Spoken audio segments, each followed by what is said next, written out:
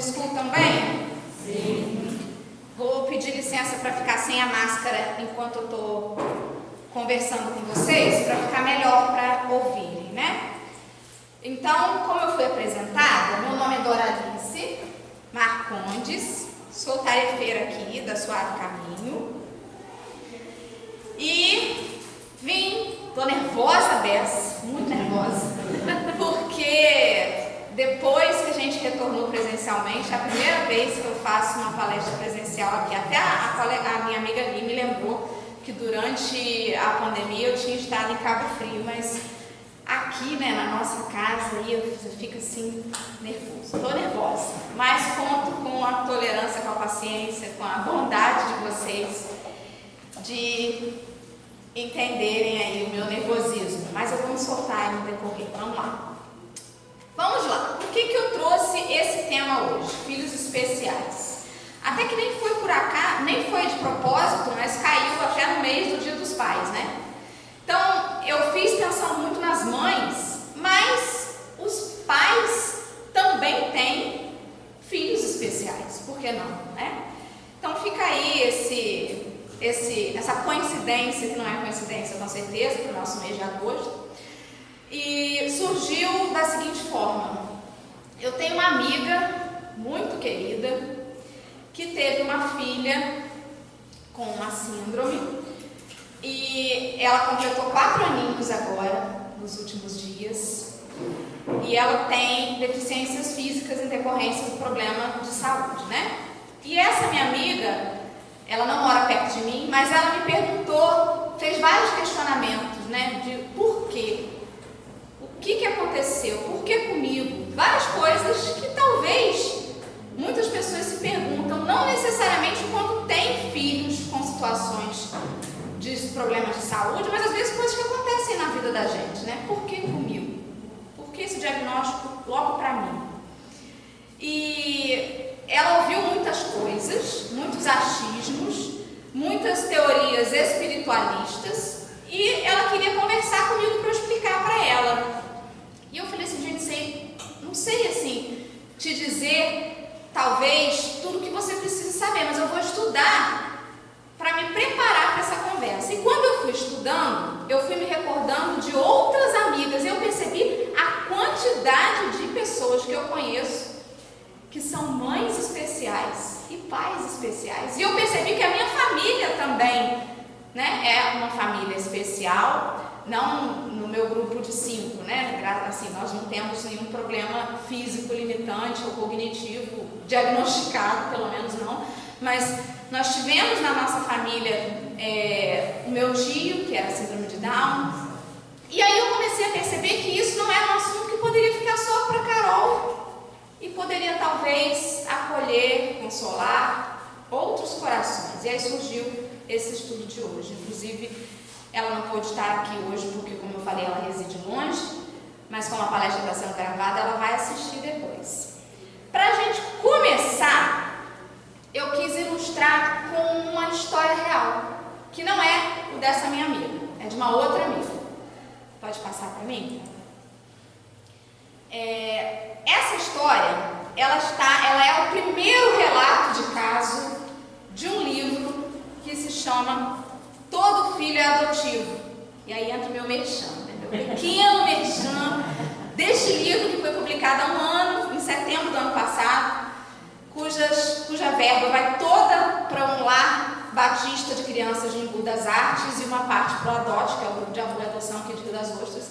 E a gente ainda não conseguiu vender todas as unidades, inclusive quem tiver interesse depois de olhar e ver um pouquinho o livro de perto, na livraria aqui da Suave Caminho a gente está com ele, algumas unidades ali.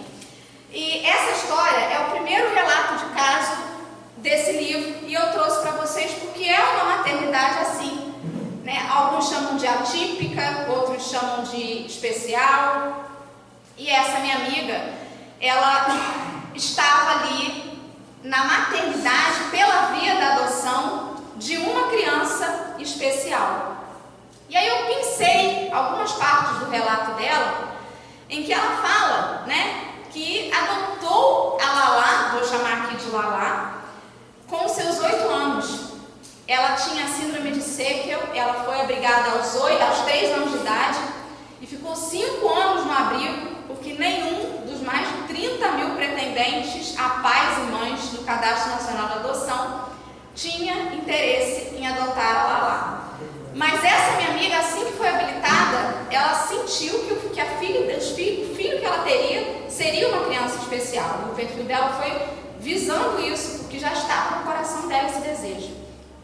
E aí, ela disse que contou durante a aproximação, né, de uma forma que talvez a Lala pudesse entender, que durante esses 8 anos, elas não estavam juntas fisicamente, mas que ela já era filha deles. E que enquanto o Papai do Céu estava preparando o nosso reencontro, ela foi amada por muita gente, por todas aquelas pessoas que passaram pela vida da Lala lá no abrigo, né? Ano passado, ou Fabi, confundindo com a Lê. Mas tudo junto, né? E aí ela comentou de uma das visitas a Lala para aproximação, né? Em como que sangrava o coração dela de deixar a filha dela ali no abrigo, porque é esse processo que a gente passa quando a gente está em aproximação com os nossos filhos pela via da adoção. E aí ela comentando como que esse amor crescia e como que ela planejava ali que no próximo Dia das Mães elas estivessem em casa, em família e tudo mais. Vamos passar, Fabi? E quando a Lala esteve no primeiro dia na casa da avó, a vovó disse: engraçado, parece que já vi ela antes. E ela comentou: sim, vovó, todos nós já vimos ela antes, porque esse é o nosso reencontro. É bonito, né? Mas vamos lá. A próxima, por favor. Isso. Gratidão, filha. Nunca vou parar de agradecer por você ser minha. Obrigada por me escolher para ser sua mamãe. Você me completa. Esse relato está no blog pessoal da minha amiga. Depois que ela lá chegou, ela engravidou, ela teve um outro bebê, o Theo. Ela não tinha nenhum problema de fertilidade, ela simplesmente queria ser mãe pela via da adoção e sentia que a sua filha já havia nascido e tinha alguma questão de saúde esperando por ela. E por isso ela foi primeiro pela via da adoção, mas logo engravidou do Theo e ali no fundo tem uma foto dela lá com o Theo. E ela disse que uma certeza muito grande era visível em cada passo. Aliás, eu disse, né? Porque ela me mandou áudios também para falar dessa história na época que eu estava colhendo o depoimento dela. E era perceptível a tranquilidade e a convicção de que eram espíritos já muito entrosados. Alguns meses depois da chegada da Lala, ela então engravidou e veio o Theo em perfeitas condições de saúde, confirmando na afinidade entre os dois irmãos que tudo estava seguindo os planos de Deus. E aí, em 15 de abril de 2020, a filha querida, a Lala, encerrou a missão terrena, desencarnando durante o sono como um passarinho, como a mãe dela me contou, deixando saudosos e muito doloridos, porém nunca revoltados, os pais e familiares que com desvelado amor agradecem a Deus pela oportunidade desta filiação. E não há um dia, eu falei com ela ontem, quando eu falei que colocaria aqui o depoimento dela na palestra, não há um dia em que ela lá não esteja presente na vida deles. E parece até que a gente já está terminando a palestra, né? Porque a gente já até se emocionou no começo. Eu, pelo menos, me emociono muito com esse relato. E é sobre isso. Por que eu quis começar com uma história de adoção de uma criança especial? Lá no Evangelho segundo o Espiritismo, no capítulo 14, no item 8, nós vamos ler que os laços do sangue, eles não criam as ligações, os liames, entre os espíritos. Porque o corpo procede do corpo, mas o espírito não procede do espírito. Porque ele já existia antes da formação do corpo. E muitas mães de crianças especiais se perguntam se o problema está comigo. Será que sou eu? Será que fui eu que fiz alguma coisa errada? E isso a doutrina vem nos dizer que cada peça está no seu lugar.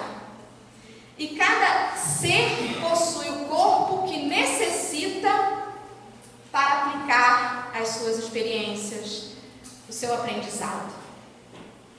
Portanto, talvez essa minha amiga não tivesse o material genético das condições que a Lala precisasse para reencarnar, e por isso ela teve que nascer num outro ventre de uma outra mãe que propiciou a ela o corpo que ela necessitava para a sua experiência. Mas o seu filho ou filha pode ter um corpo com limitações, mas é apenas um corpo com limitações. O espírito, que já existia antes desse corpo, ele foi criado por Deus. Nós não fomos criados perfeitos, mas nós fomos criados perfectíveis. O espírito não tem a doença do corpo, mas o corpo precisa manifestar a necessidade que aquele espírito necessita passar. Então, não é o pai quem cria o espírito do seu filho. Ele mais não faz do que lhe fornecer o invólucro corpóreo, como eu acabei de falar, cumprindo-lhe então auxiliar o desenvolvimento desse filho para fazê-lo progredir. Nós não temos que auxiliar a progressão do corpo dos nossos filhos, embora precisamos cuidar dele, mas do espírito. Eu vou fazer sempre um sinalzinho assim, tá? É porque agora eu vi que o senhor tinha passado, mas não tem problema não. Deixa aí, que no próximo eu faço assim. No livro Chico Xavier Pede Licença, tem um item lá 16 intitulado Filhos Doentes, em que a gente lê assim: os filhos são sempre professores de elevação e espiritualidade que a vida te concede. Inclusive vai ter um palestrante que vai falar na SESC virtualmente aí no final do mês sobre isso, né? Sobre como que a paternidade faz com que o ser humano evolua, né? E eles são sim professores de elevação e espiritualidade que a vida concede, para que te clareiem os domínios da alma. É uma troca, é uma via de mão dupla. Eles nos ensinam e nós temos também o dever de orientá-los. No entanto, os filhos doentes são mensageiros de amor que Deus te envia, para que o amor se desentranhe de qualquer forma do egoísmo enquistante e se inflame de luz na luz da sublimação. Vou traduzir, porque às vezes a leitura, né, o Espiritismo bota tanta palavra que a gente tem dificuldade de entender. O que ele está dizendo ali é que a gente se confunde tanto ainda no nosso patamar evolutivo. A gente acha que a gente que criou os filhos, né? A gente doou ali o material genético do corpo, mas a gente tem um orgulho, porque é meu, né? Que é o mais bonito, porque é o mais cheiroso. A gente tem um orgulho danado. E a gente tem uma síndrome de Deus. A gente acha que tem um controle sobre eles. Porque eles têm que ser saudáveis, eles têm que ser perfeitos, eles têm que tirar as melhores notas, eles têm que ter a vida assim, assim, assado. E a gente não tem esse controle sobre eles. Então, os filhos que nos chegam com qualquer questão de saúde, ou que nos deixam prematuramente, e para uma mãe, um filho deixado prematuramente pode ser aos 5 meses, pode ser aos 50 anos. É sempre prematuro para uma mãe dizer adeus ao seu filho. Estes filhos que fogem ao controle, sabe por que eles fazem isso? Para que o amor se desentranhe do nosso egoísmo enquistante. Enquistante vem de cisto, que é uma bolinha assim que encapsula. A gente tem uma tendência a fazer isso com a nossa vida, a tentar controlar tudo, encapsular tudo. E os filhos vêm e estouram o nosso cisto constantemente. Até mesmo os aparentemente saudáveis. Sabe por quê? Nós estamos falando aqui basicamente das enfermidades do corpo, porque elas são as que mais chamam atenção a todos nós. Se uma criança está no mercado, corre, cai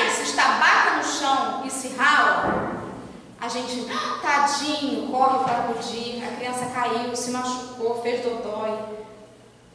Mas se aquela mesma criança simplesmente se jogou no chão para fazer pirraça, a gente olha de cara feia e pergunta: cadê a mãe dessa criança? A criança está enferma também. Está doendo algo dentro dela, mas o que está dentro a gente não vê, não dá importância. Um colega da gente que é carrancudo, que está sempre de mau humor, a gente não tem a menor dó dele. Inclusive, vamos virar de calçada se ele passar, porque ele é muito mal encarado. Mas o companheiro que está acometido de uma doença no leito da cama, a gente fica consternado. Do lado da cama, fazendo prece, fazendo visita fraterna, porque a doença do corpo nos deixa... Como? Não? Estaria ouvindo coisa? Mas a doença da alma faz com que a gente se afaste, a gente não percebe que o maior enfermo, a maior enfermidade está dentro.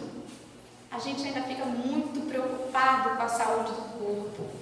E o filho que nos constrange a romper a cápsula é o filho que vem nos falar de suas enfermidades, ou apontar as nossas, né? Também.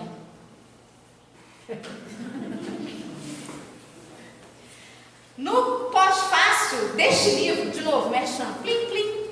No pós-fácil desse livro, meu amigo Alessandro do Carmo, ele fez um comentário muito interessante. Ele veio dizer que o conhecimento nos afasta da ignorância e a vivência nos permite buscar o sentido da vida.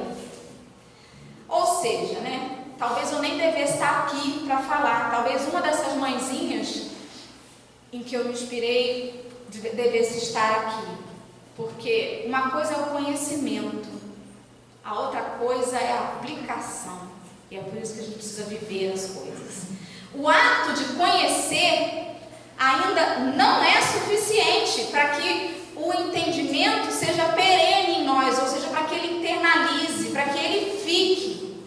Somos seres criados para aprender a partir das nossas próprias escolhas. Em consequência, há a necessidade da vivência de cada experiência.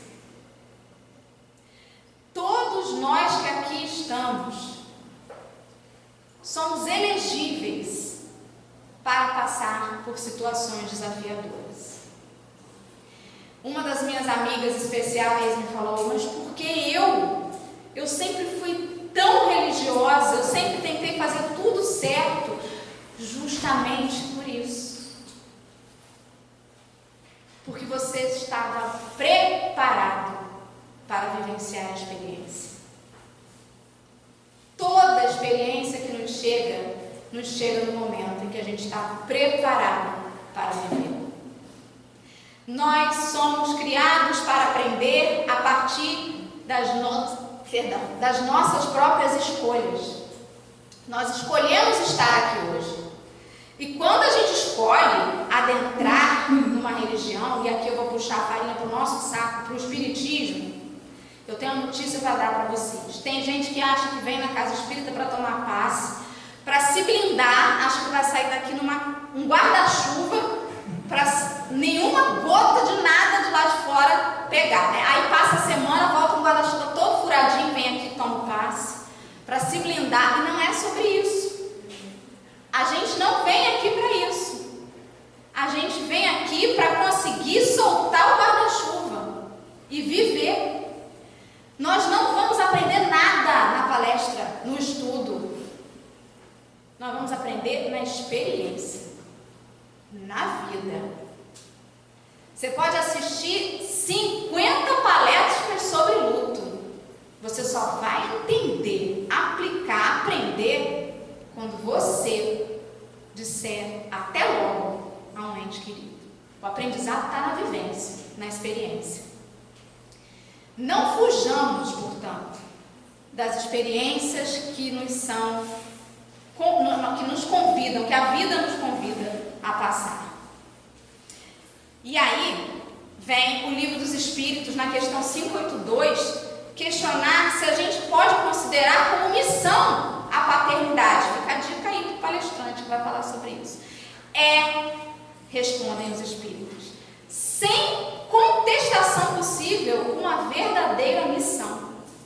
Constitui, ao mesmo tempo, grandíssimo dever, porque se mistura, né, a missão e o dever, que empenha mais do que pensa o homem a sua responsabilidade quanto ao futuro. Os nossos filhos não nos chegam ao acaso. Não vem do repolho. Se alguém aqui acha que é a cegonha que jogou ao acaso e caiu na sua casa, Jéssica, ainda é assim, tá, minha filha? Tá ali escutando a palestra, esqueci que ela tá ali. E aí nós vamos ver 3 palavrinhas para a gente começar a entender sobre isso. A missão, a prova e a expiação. Porque também me perguntaram isso, né? Dora, é uma expiação? Eu fui muito má na vida passada, estou pagando, eu fiz muito mal ao meu filho, à minha filha, e estou tendo que passar por isso. A minha filha, me disseram que ela foi isso, foi aquilo outro, eu fico tão triste com o diagnóstico. Quem me conhece há um pouquinho mais de tempo sabe que eu bato nessa tecla. Gente, pelo amor de Deus, vamos parar de achar que a gente é médico da espiritualidade, porque a gente passa receita e diagnóstico para as pessoas à torta e à direita. Porque se veio surdo é porque ouviu que não devia. Meu Deus, gente. Não é assim, olho por olho, dente por dente, já foi há muito tempo. Jesus não veio falar para a gente sobre isso. Não façamos diagnóstico. As pessoas estão assoberbadas, assim, assustadas com a quantidade, aí sim, de diagnóstico médico, científico, que tem se dado atualmente para o TDAH, para o autismo, para os espectros, né, diversos. Não é que está surgindo mais, é que talvez agora a gente reconheça, a gente saiba lidar, a gente tenha mais contratar. Isso é positivo. Mas tem pessoas que entram numa de que o autista na outra vida era isso, era aquilo. Era um suicida, era não sei o quê. Você acha que é consolador para uma mãe ouvir isso? Eu ia correr do lugar que eu chegasse com meu filho, com qualquer que seja o problema de saúde, e olhasse e dissesse: o espiritismo não tem vítima, né, Doris? Está passando por isso, boa coisa não fez. Meu Deus, gente. Não vamos saber aqui o que é missão, o que é prova, o que é expiação. Sabemos diferenciar uma da outra na teoria. Os espíritos já nos explicaram. Mas não é pra gente. Que diferença vai fazer eu saber se é uma expiação, uma prova, uma missão? Se o objetivo tem que ser o mesmo. Conduzir com amor, seja qual for a situação que me desafie. A missão, portanto, está lá definida nas obras espíritas como um encargo, uma incumbência, uma tarefa, né? O sujeito diz assim: mas fulano é missionário, eu não sou. Ou quer saber, marca um atendimento fraterno para saber qual é a minha missão. Gente, a única missão da gente, a única tarefa da gente é fazer o bem, é evoluir, é acordar todo dia, deixando o que passou para trás, porque eu não posso mudar, segurando a onda para não querer antecipar o futuro, porque isso é ansiedade e a gente também não controla, mas viver o hoje da melhor forma possível. É a missão de todo mundo. Tarefa, encargo. A prova é uma experiência, um ensaio, uma demonstração, uma opção de escolha. Olha, eu quero passar por tal situação para testar meu aprendizado. Tem um livro chamado Renúncia, que eu não sei se alguns de vocês já conhecem, né? Para quem não gosta de ler, ou tem problema de visão, sem sono, lendo, tem audiobook. Gente, radionovela, adoro. Né? Boto meu paninho de prato no ombro, boto meu fone de ouvido e lavo uma louça e tanto ouvindo rádio novela, adoro. Procura no YouTube, no Spotify, rádio novela do livro Renúncia. Ali ele vai falar sobre a história, é uma psicografia de Emmanuel, pelo Chico, da Alcione Villamil, que eles narram no início do livro, não tinha a menor necessidade de reencarnar aquele espírito, a menor. Mas quando você vai lendo a história, é um sofrimento atrás do outro, é um desafio atrás do outro. Se um médico espiritualista desses, né, olhasse para Alcione e dizer assim, bela bicha não foi, né? Porque tá sofrendo pra caramba, sem saber que era um anjo encarnado. Ela escolheu a prova por amor aos que ainda estavam na retaguarda e que ela viria auxiliar. Como que a gente vai saber e definir e apontar? Não dá para saber. E por fim, a expiação, que é o cumprimento de pena, a consequência da prática do ato equivocado, é o acerto de contas, me equivoquei aqui, preciso atravessar essa experiência dolorosa que muitas vezes nós escolhemos e optamos. Porque uma coisa é a voz do oprimido, a outra é a voz do opressor, né? E eu já escutava desde criança uma frase assim: desculpa não tira a dor. É fácil pedir desculpa, mas passar pelo que o outro passa é um pouquinho mais difícil. E às vezes é preciso para que a gente se redima com a nossa consciência, nem com o outro, porque às vezes o outro já perdoou, já está lá na frente. Dá para saber e diagnosticar o que é missão, o que é prova, o que é expiação? Não dá. Mãezinha, paizinho, você que tem uma criança enferma, com qualquer que seja o diagnóstico que foi dado, não olha para o seu filho e para a sua filha, procurando querer saber o que vocês fizeram no verão passado. Pelo amor de Deus, é daqui para frente. É o que vocês farão. Na Revista Espírita, em setembro de 1863, eles falam mais sobre isso, né? Que a expiação, ela cobre o passado e a prova abre o futuro. Que as misérias desse mundo são, pois, expiações pelo seu lado efetivo e material e provas pelas suas consequências morais, ou seja, as duas coisas ao mesmo tempo. Você pode tanto estar quitando um passo equivocado, mas também adquirindo moralmente elementos para o futuro. Se misturam tantas vezes. Qualquer que seja o nome que lhes dê, o resultado deve ser o mesmo. É esse o foco, é a melhoria. Em presença de um objetivo tão importante, seria pueril, irresponsável fazer uma questão de princípio de uma questão de palavra. E isso provaria que se liga mais importância às palavras do que a coisa em si. Que não importa saber. Vamos partir para a infância, então, para a justiça da reencarnação. Como pode, outra pergunta que fazem, né? Por que uma criança que aparentemente não fez nada, o que terá feito? Por que Deus, tão bom, permite o sofrimento na infância, o desencarne, às vezes até dentro do útero, não chega nem a nascer? Na pergunta 171 do Livro dos Espíritos, Kardec questiona em que se funda o dogma da reencarnação. E vão lá depois, gente, abre lá o Livro dos Espíritos para ler esse capítulo todo. Eu separei só um trechinho da nota do Kardec, em que ele vem dizer que todos os espíritos tendem para a perfeição. Não tem jeito, nós estamos fadados à perfeição. Dora, mesmo fulano de tal, mesmo fulano de tal. Todos estamos fadados à perfeição. E Deus nos faculta os meios de alcançá-lo, proporcionando as provações da vida corporal.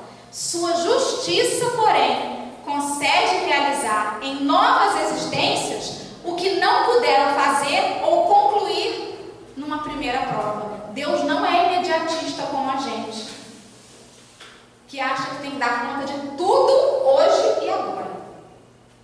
Não tem. Não tem. Ai, mas eu vou morrer e fulano não vai me perdoar. Calma. Um dia vai, gente. Não precisa ser aqui agora. Arrependeu-se sinceramente? Está no caminho da melhora, da mudança de postura? Acalma. Ai, mas não consegui fazer tal coisa. Se tiver que ser, vai ser. Ai, mas eu não tive um filho, eu evitei a gravidez, agora eu não posso mais. Calma, o filho que tiver que chegar para você, se não for nessa existência, vai ser em outra, vai ser com um sobrinho, vai ser. Quem precisar passar por você e tiver como acontecer na atual oportunidade, será. Se não, gente, nós somos imortais. E a reencarnação é a divina oportunidade que nós temos, misericordiosamente fornecida por Deus, para que nós consigamos paulatinamente realizar o que precisamos. Na questão 335, ele pergunta se cabe ao espírito a escolha do corpo em que encarne, ou somente a do gênero de vida que lhe sirva de prova. Ou seja, será que as pessoas que têm deformidades físicas, problemas de saúde, será que escolheram aquele corpo? E aí a espiritualidade responde: pode também escolher o corpo, porquanto as imperfeições que este apresente serão para o espírito provas que lhe auxiliarão para o progresso, se vencer os obstáculos que delas lhe advêm. A escolha, porém, nem sempre depende dele, mas isso não obsta que peça que seu corpo seja tal ou qual. Muitas vezes, dependendo da condição de amadurecimento da consciência, nós conseguimos, conversando ali com o nosso mentor na erraticidade antes do processo reencarnatório, e decidir junto a ele os tipos de prova que nós teremos, de expiações, até mesmo as dificuldades físicas, as limitações que poderemos vir a desenvolver. Mas os nossos mentores, eles estão sempre ali, né? Calma, Dora, calma. Porque o sujeito que é endividado quer pagar tudo uma vez e ele sabe que a gente não vai dar conta, né? Então, nos proporcionam à medida que nós conseguimos, e nós conseguimos, todos nós, dar conta. Na questão 337, Kardec então vem perguntar se pode a união do espírito a determinado corpo ser imposta por Deus. E eles nos respondem que sim. Há aqueles companheiros que não têm consciência ainda, que não conseguem ter maturidade para definir o rumo do seu planejamento reencarnatório. Do mesmo modo que as diferentes provas, normalmente quando ainda o espírito não está apto a proceder a uma escolha com conhecimento de causa. Nós podemos saber isso aqui? Eu tenho certeza que a Geisa sabia do planejamento reencarnatório dela. Eu tenho como saber? Não tenho, gente. Essas informações são para fins de elucidação, para a gente saber que é possível, não para a gente sair daqui fechando o diagnóstico da nossa vida. Tem até piadinha meme na internet, né, dizendo assim: a gente não estava com a cabeça quando eu escolhi reencarnar no Brasil na pandemia. Já viram essas piadinhas? Se você escolheu, se foi imposto, você não vai saber agora. O negócio é que você está aqui. E o que você está fazendo disso, dessa oportunidade? Que importa saber se você escolheu ou não, né? Voltando para as enfermidades na infância, nós temos dificuldades inúmeras que podem aparecer. Físicas, cognitivas. Vocês já ouviram falar que o autismo não tem cara? Não tem. Tem muitos adultos autistas que nunca foram diagnosticados. Congênitas ou não, podem ter sido adquiridas, pode ser resultado de um acidente que tenha acontecido. Tudo pode acontecer. E é muito interessante quando a gente vê uma gestante, a gente fala assim, que venha com saúde. Como se só isso importasse. E aí a mãe tem até vergonha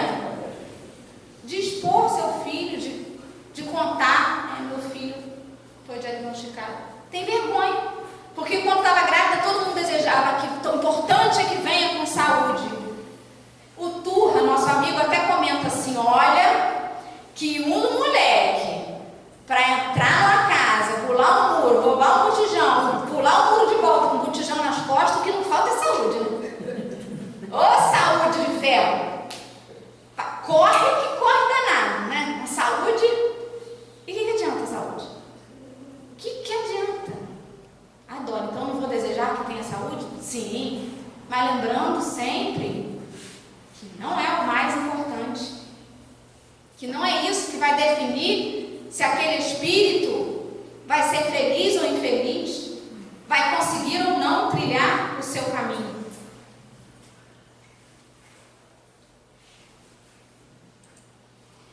No livro O Despertar do Espírito, capítulo 8, de Valdo Franco, nesse capítulo intitulado O Papel da Família, ele vem dizer que herdeiro das próprias realizações, o eu superior, renasce em conjunturas sociais, econômicas, orgânicas e psíquicas, a que faz jus ante os soberanos códigos da divina justiça, face ao comportamento vivenciado nas reencarnações anteriores. De praxe, é mais ou menos isso. A gente mais ou menos atrai de acordo com o que a gente plantou. Mas isso não é uma regra geral. Porque as provas, por exemplo, a gente viu agora mesmo a definição dela, ela é uma escolha de algo que eu quero atravessar, de um novo desafio. Então você pode ter atraído sim, mas sem necessariamente estar ligada a um débito. Lá no Evangelho de João, no capítulo 9, versículos de 1 a 5, tem uma passagem muito interessante. Enquanto Jesus caminhava, viu um homem que era cego de nascença. Mestre, perguntaram os discípulos, por que foi que esse homem nasceu cego? Por causa dos seus pecados ou por causa dos pecados de seus pais? Nem uma coisa nem outra, disse Jesus, mas para nele se mostrar o poder de Deus. Ou seja, o que o povo quer saber, quem errou, Senhor? Porque você está passando por isso, alguém errou. O povo tem uma curiosidade de saber, É aí que começam os diagnósticos. E ele vem dizer que nem uma coisa nem outra, ou seja, não necessariamente. Ali estão duas teorias: a reencarnacionista e a teoria do pecado original, que é aquela teoria das igrejas cristãs, de que os filhos pagam pelo pecado dos seus pais, que também não seria nada justo, com a nossa ótica aqui, com a nossa visão. Mas não necessariamente está ali colhendo algo que tenha feito de ruim. Que o débito existia, parece estar fora de dúvida para alguns. Claro que tem alguma coisa errada aí. Porque a gente só ainda está viciado em olhar o lado ruim, o lado obscuro das coisas. E aí vem o Berto Roden, no livro Filosofia Cósmica, no capítulo 3, falar sobre a diferença de sofrimento crédito e sofrimento débito. Vamos pensar sobre isso. Verdade é que não é o sofrimento como tal que redime o homem. Porque tem gente que acha que espírita é masoquista, gosta de sofrer. O sofrimento é o caminho para a evolução. Não é o sofrimento. Não é eu bater o meu dedinho na quina e sentar ali 3 horas sofrendo de dor. O sofrimento, quando a gente bajula esse sofrimento, quando a gente acolhe esse sofrimento, quando a gente dá margem, alimenta isso, ele pode até levar ao suicídio. Mas é a atitude positiva que o homem assumir em face do sofrimento que o redime das suas misérias e o faz entrar na sua glória. Humberto Roden estava fazendo um comentário sobre essa passagem de João nesse capítulo. Eu não estou romantizando o sofrimento. Ninguém vai bater o dedinho na quina e dizer: Senhor, que alegria, que maravilha, essa quina no caminho. Ninguém vai fazer isso. Todo mundo tem o direito de sentir, de sofrer, de chorar. A gente não pode parar ali. Porque tudo que nos acontece tem um propósito. Tudo. E nós não vamos diagnosticar o que é um sofrimento crédito e o que é um sofrimento débito encarnados. Vou repetir de novo. Vamos parar de diagnosticar. Lá no Velho Testamento, no livro de Jó, é sofrimento atrás de sofrimento, gente. Vocês já ouviram a expressão paciência de Jó? Rapaz, Jó sofreu, hein? Jó foi tentado pelo diabo. Mas Deus estava ali, não,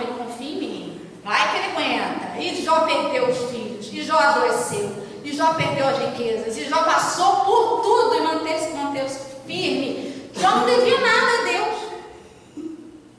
Nada. Mas o que ele passou, a gente até hoje, muitos falam da boca para fora sem nem saber o que estão falando, né? Mas até hoje a gente repete, tem que ter uma paciência de Jó, tem que ter, de aturar confiando que se Deus permite que aconteça, é para o meu bem. É ali que estava a paciência do Jó. A ciência da paz de um coração que sabe que tudo é permissão de Deus. Tudo. A ciência da paz de um coração que tem esperança. Você sabe o que é esperança? Esses dias ouvindo a Luiz Elias no estudo do Mildinho, que é um estudo que eu acompanho, indico para todo mundo, está no YouTube lá, canal Mildinho, de Uberaba. Ele falou assim, bonito que ele falou assim, esperança é quando o futuro sussurra baixinho no ouvido do presente, do hoje, e diz assim, vai dar certo, vai dar certo. Isso é a paciência de Jó. Hoje, estudando o Antigo Testamento, a gente sabe que Jó estava passando um sofrimento crédito e não um sofrimento débito. Ele não sabia disso. O próprio Jesus. Gente, se os espíritos estivessem lá, iam dizer assim, esse cara na cruz, gente, tá pagando alguma coisa, né? Alcione Vila Mil, que eu acabei de falar. Que a gente possa encarar os desafios que se apresentam para nós quando nós formos os enfermos, ou quando os enfermos forem aqueles que nós amamos. Já que eu não sei se é pagamento de dívida ou se é provação, eu vou fingir que eu sou um anjo dando testemunho de fé. Vamos agir assim, mesmo que a gente esteja lascado de dívida. Melhor olhar desse ponto, né? Já que é pra gente fazer um diagnóstico, vou fazer o melhor possível. Se uma mãezinha me perguntar o que o filho dele fez, o filho dela fez para estar sofrendo, eu vou dizer, mamãe, ele é um anjo que veio para te ensinar. Não é muito melhor, muito mais consolador do que você virar para uma mãe e dizer, olha, o espiritismo diz que não tem vítima, não. A gente não sabe. Por que eu vou ficar dando notícia ruim para os outros? Ainda nesse livro, no capítulo 3º, ele vem nos dizer uma reflexão que diz assim, quem executa pesadamente as coisas pesadas é bom, mas não é perfeito. Quem carrega a sua cruz gemendo é bom, mas não é perfeito. Quem verifica que o jugo do Cristo é amargo e pesado é bom, mas não é perfeito. Só quem executa com leveza as coisas mais pesadas, quem carrega a sua cruz sorrindo, quem sabe por experiência íntima que a amargura da disciplina espiritual é suave e seu peso é leve, este é perfeito. Nós não somos perfeitos. Às vezes a gente tropeça, carrega a cruz gemendo. Estou passando, mas estou reclamando. Meia dúzia de ai atrás. Ai. Mas estou passando. Mas passa, gente. Gemendo, mas vai. Reclamando, mas passa. Não desiste, não. Porque o desafio que chegou para você é crédito. Você é muito bom. Por isso você está enfrentando isso. Para dar seu testemunho. Como é possível realizar essa transformação se a gente não tem o poder sobre os objetos a serem transformados? Dora, você fala isso porque você não sabe aquele meu tio doente em casa que reclama, que é uma presença pesada e eu tenho que conviver com ele. Você fala isso, você está romantizando isso. Não, gente. Não tem romantismo nenhum no sofrimento. Tem gente que fala com romantismo da crucificação de Jesus. Não tem romantismo nenhum. Pergunta a Maria se tinha romantismo ver o filho dela ali. Não tinha, não. Mas a gente tem que parar de achar que tem o controle sobre tudo e sobre os outros. A gente não tem. De onde vem essa ilusão de que a gente pode controlar e transformar o outro ou a situação? Do nosso egoísmo inveterado, que é a lei da inércia moral, porque a gente quer transformar os objetos ao redor transformação do sujeito exige consciência espiritual. Nós precisamos nos transformar perante os desafios. Se eu tenho um diagnóstico e eu não tenho como mudá-lo, eu posso mudar a minha forma de passar por ele. Ele talvez eu não possa, mas a minha forma de passar por ele eu posso. E assim sucessivamente. No Evangelho segundo o Espiritismo, capítulo 5, item 26, eles nos aconselham, a espiritualidade nos aconselha a nos contentar com as provas que Deus nos manda e não aumentar o volume, porque quando a gente carrega a cruz gemendo muito, a gente aumenta o volume das provas. Porque se carregar a cruz quietinho, eu chego no final com voz. Mas às vezes de tanto reclamar, até rouco eu já cheguei lá, aumentando minha aprovação. Não enfraqueça o vosso corpo com privações inúteis e macerações sem objetivos. Já está difícil a vida? Se ame. Vai devagar com dor, porque o santo é de barro, não tem uma música assim? Vai devagar, se permita um dia de cada vez. No livro Jesus em Nós, eu sei que vocês já estão cansados de mim, falta pouco, eu juro.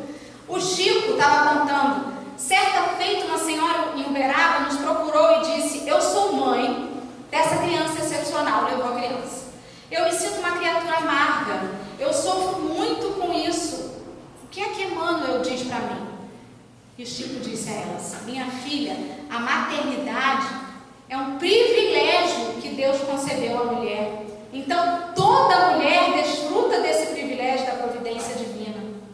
Mas os filhos excepcionais são confiados tão somente às grandes mulheres que têm capacidade de amar até o infinito. As outras não têm? As outras vão ter a hora delas de experimentar os seus desafios. Mas é chegar os filhos excepcionais aos corações maternais e, por que não, aos paternais também, que já conseguem sublimar, que conseguem amar além da aparência do corpo. Ninguém aqui ama o seu filho porque acha ele bonito, gente. Pelo amor de Deus, gente. A gente pode até achar o nosso filho bonito, mas mesmo que ele esteja ralado, remelendo, despenteado, tiver olhado aquela coisinha linda, a gente ama além do que a gente vê. Nós não somos esse corpo que nós habitamos temporariamente. Toda doença, toda é um caminho para a cura. Toda. Dória está dizendo que toda doença vai ser curada? Materialmente, nem todas. Mas toda doença transforma o sujeito e quem está ao redor. Toda doença é um caminho para a cura. É um saculejo para você se curar das verdadeiras enfermidades. Tem gente que é muito orgulhoso, que não pode depender de ninguém. E aí envelhece, sofre de alguma doença, se torna dependente o tempo todo. Ixi, vai ter que curar o orgulho agora. Porque você achava que dava conta de tudo sozinho e agora você não consegue nem ir ao banheiro mais sozinho. Agora você vai curar o seu orgulho. Toda doença é um caminho para a cura real. Aquela que realmente precisa ser feita. Porém, meus irmãos, nenhuma cura é permanente do corpo físico. Todas as curas que Jesus fez, os leprosos, os cegos, a mulher hemorroísa, todos eles desencarnaram depois. Porque ele não veio para fazer estas curas do corpo físico, mas através delas mostrar a necessidade da cura maior, que é a interior. Estou me estendendo demais, vamos passar, porque senão eu vou tomar demais o tempo de vocês. E aí chega a segunda parte, mas já encaminhando para o final, eu juro, que é sobre o desencarne no período da infância. Na questão 199, Kardec questiona por que tão frequentemente a vida se interrompe na infância. E eles vêm nos dizer que a curta duração da vida da criança pode representar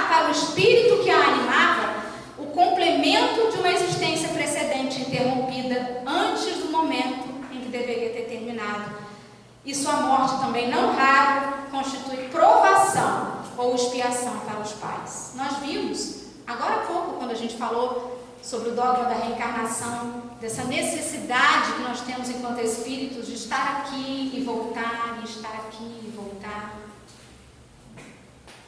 197 do Livro dos Espíritos, ele questiona: poderá ser tão adiantado quanto de um adulto o espírito de uma criança que morreu em tenra idade? E a espiritualidade responde: algumas vezes o é, muito mais, porquanto pode dar-se que muito mais já tenha vivido e adquirido maior soma de experiências, sobretudo se progredir. Então, morreu cedo, é porque, gente, vocês já sabem, né? Não é para falar que está pagando alguma coisa. A gente não sabe de nada quando a gente está aqui. A gente tem um véu do esquecimento, graças a Deus. Os nossos filhos podem sim estar muito mais adiante que nós. Pode então o espírito de uma criança ser mais adiantado do que o seu pai? Quer dizer, praticamente a mesma pergunta, Kardec insistindo, e eles respondem: isso é muito frequente. Não o vê de vós mesmos, tão amiudadas vezes na terra?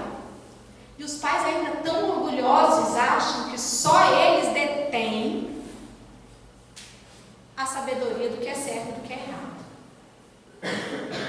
esquecendo-se de aprender com os seus filhos, sobretudo os seus filhos enfermos.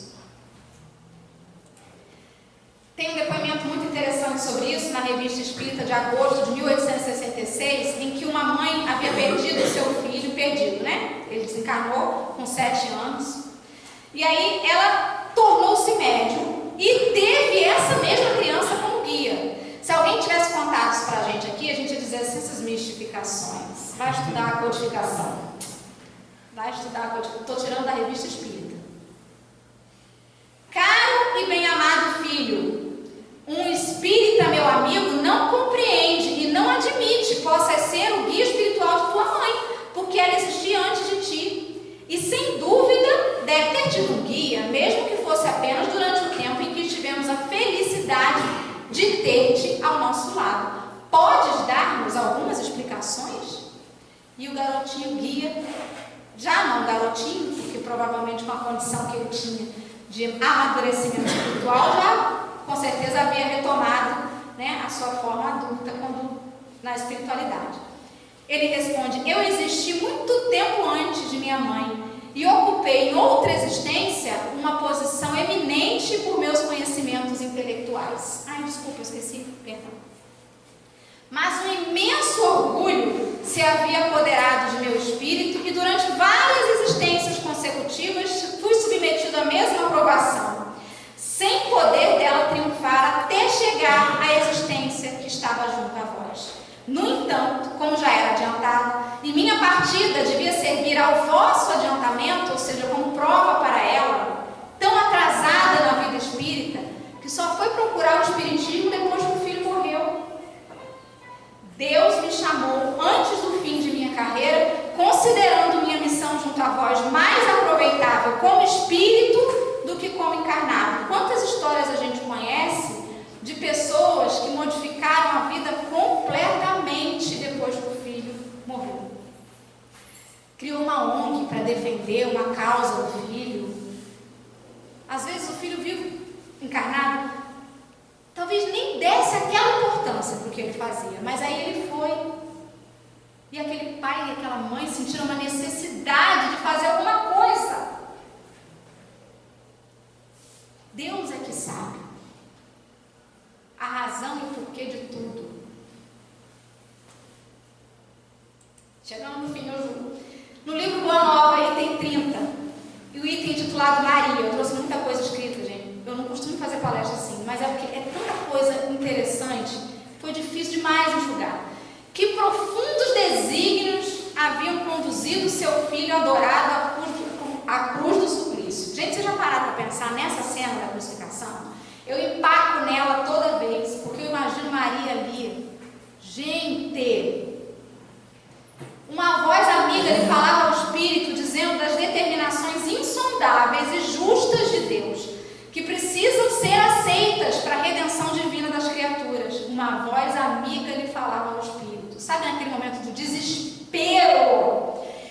falo assim, eu não sei o que me manteve calmo naquela hora. Seu coração rebentava em tempestades de lágrimas irreprimíveis. Contudo, no santuário da consciência, repetia a sua afirmação de sincera humildade para nós, um exemplo imenso. Faça-se na escrava a vontade do Senhor. Meus amigos, o que foi aquela mãe vendo o Espírito mais perfeito que pisou na terra crucificado na frente dela? E ninguém ali fazia diagnóstico bom para ele não, tá? O que estava no coração daquela mãe não é sobre romantizar, eu falei isso, mas sublimar.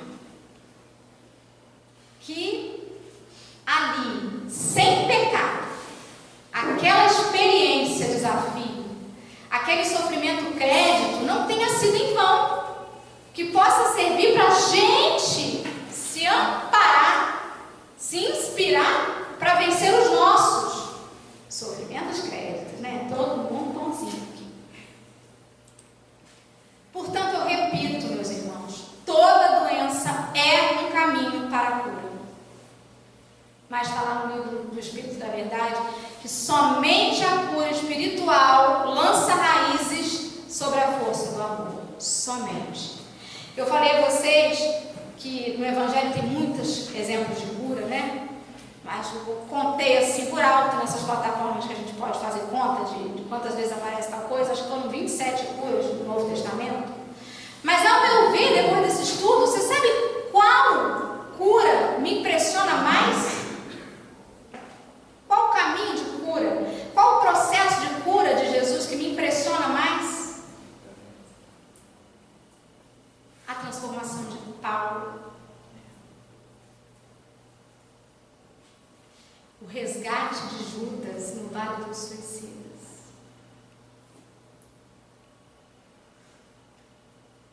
O coração de Pedro. Nós aqui, em processo de cura, escolhemos estar aqui hoje, porque nós somos cientes das nossas enfermidades, não as que as pessoas podem ver. Não é isso que a gente veio buscar aqui. Talvez até aconteça a cura do corpo físico, se a gente tiver merecimento, se for útil para a gente. Mas não é essa a cura que a gente busca aqui. Esse é o verdadeiro milagre de Jesus. Isso é o que nos faz filhos especiais do Pai. É esse olhar de empatia que a gente tem que ter com as mães de crianças especiais, que vivem suas maternidades atípicas, enfrentam os seus temores, os seus dragões internos, as suas dúvidas, viram leoas para defender os seus filhos. Quando olharmos essas mães, sem julgamento, que a gente se preocupe com as nossas curas. O que em mim pode estar tão doente que não me faz ter empatia com essa criança enferma, com essa mãe, com esse pai? O que em mim está tão doente a ponto de eu ignorar o sofrimento dos meus semelhantes? E para encerrar, eu fiz um poema e vou homenagear alguns dos filhos especiais que existem por aí. Alguns que já desencarnaram, alguns que estão por aí, alguns que não me mandaram as fotos ou que não deu tempo de me enviar. E eu intitulei assim: Cura perene com Jesus. De que me servem os olhos sãos ou os meus ouvidos perfeitos, se não souber olhar com o coração e sequer ouvir meus defeitos? Para que pernas e mãos, e até que eu tenha mais linda voz, se a minha enfermidade moral paralisa a ação e meu egoísmo não conhece o pronome nós? A enfermidade que vejo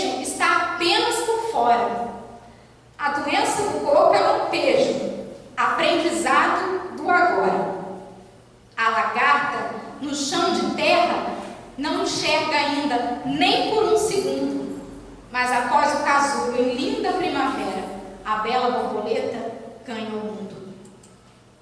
As mães de anjos na terra não romantizam sua cruz. Seus sorrisos disfarçam uma ferida aberta, cuja cura está na confiança em Jesus. Obrigada e desculpa por eu ter passado no tempo. Muito obrigada.